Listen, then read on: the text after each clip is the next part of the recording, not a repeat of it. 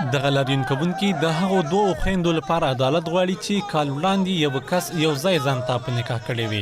دوی ادعا کوي د یادې پیښې عاملین چې د محکمې د حکم سره سم په 40 کاله بند محکوم شوي وو، اوس ورته محکمې برات ورکړی او زیاتوي چې دغه محکمه د دوی په غیاب کې شوې. ما یو کال شو چې لورګانې خدای رحم د ګلکریم قومندان د هغې رانه ویوړې په زوره باندې او هغه نن په خانه امن کې پراته دي. 7 میاشتې مخکې رئیس دغه د خیوي هغه فیصله وکړه دې باندې 30 کلونه قیدونه پې وویستلې. دوی محکمې غیبانه زما په غایب کې فیصله یې کړې ده، د هغې حق یې کړې ده، هغې د ټولو د برات ورکړې ده. هغه خلکو نه پیسې اخیستې، ډالر یې اخیستې د قاضیانو. زه غواړم دا به ونیول شي. ولې دوی ظلم کړی؟ زما کور ته راغلي 15 کسان زما د ښځو نه غوږوالۍ وړي دي، د لاسونو نه بنګړي وړي دي. زه مسلمان نه وم، زه کافر یم، زه یهودي یم، څه شی وم؟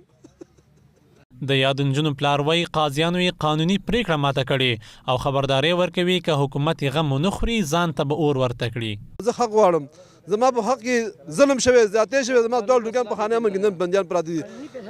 قانوني فیصله زما ماته کړې ده. تیل مې راوړي، هلته فامیل مې ټول راوړی، هلته ټول مې کېنولي، ځان مې تیل اچوم، ځان سوځوم. او تیل مې راوړی دی، بچي مې هغه دي، اهل مې هغه دي، انګۍ مې هغه دي او مچان مې هم غواړم تیل پې اچوم ځان سېځم او نور زیاتي زه دوه نه غواړم.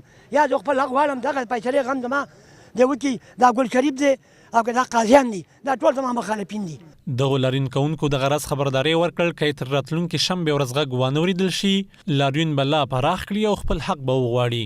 تر شنبې ورځې پورې موږ ګورو د حکومت اجرااتو ته. کله که شنبې ورځې پورې څه سهولیت رانغی، خیر موږ کابل ته ځو، دا لړۍ به روانې، موږ ارامه نو نه کینو، دا مدني حرکتونه به کوو.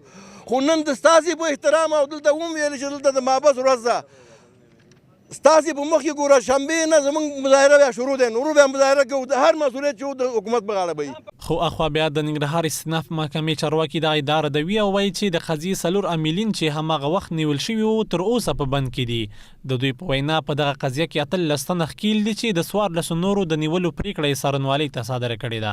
نو البته په دې اړه باندې د هیڅ چا د برات حکم دلته محکمه کې استئناف کې نه ده شوی، په ماهیت د موضوع کې تر اوسه رسیدګي نه ده شوې او یوازې د اضافي تحقیقات دپاره اوراق څارنوالۍ ته بهول شوي دي او څارنوالۍ سره هم دا موضوع موږ په هماهنګۍ کې په همغږۍ د څارنوالۍ او د محکمې دغه موضوع کې پرمختګ کیږي. لکه څرنګه چې مخکې ما دې موضوع په اړه باندې معلومات وغوښته، ځینې کسان چې تاسو یادونه ورته وکړه چې ټول مجموع کې 18 کسان شاوخوا، په مجموع کې 18 کسان شاوخوا په دې کې د اتهام یا د شک لاندې وو چې د هغې جملې څخه 15 تنو پیسه کې دعوا اقامه شوې وه او متبقي کسان د څارنوالۍ لخوا نه د قضیې په اړه کشفي قرار صادر شوی چې هغه تر دې دمه پورې قانون ته سپارل شوي نه دي.